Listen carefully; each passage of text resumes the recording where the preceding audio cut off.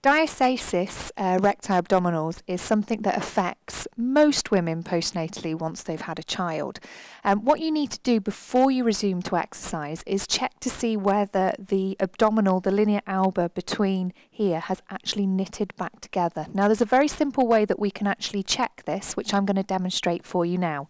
So all you need to do is get your doctor to either test this, or maybe another healthcare or fitness professional can do this for you.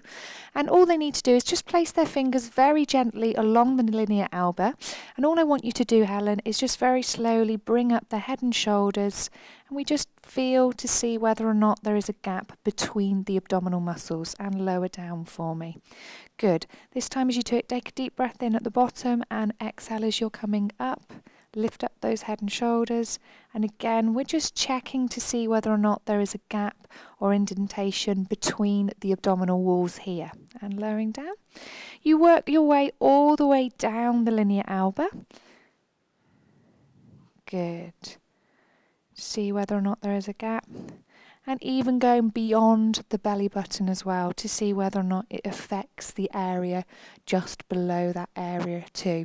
Now when you do have diastasis, basically the rule of thumb for it is it would normally be over 2 fingers wide. Obviously you would be looking to knit that back together. You can do this through exercise, nutrition and hydration as well. So there's a number of different ways.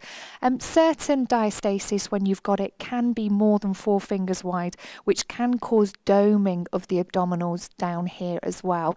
In certain cases you may end up having to have surgery. However, that is more the lower end of people end up having surgery. It's not the norm. So you can do it through exercise. So it's always important to check this area, linea alba, to see whether or not the abdominal wall has knitted together before you do any exercise. If you do have a separation, then the advice is to not do any exercises that involve a twisting motion, to do any abdominal crunches or full plank that will put pressure onto that abdominal wall. So if you do feel that you may have one, go and see your doctor, go and see a healthcare professional and get somebody to check that for you today.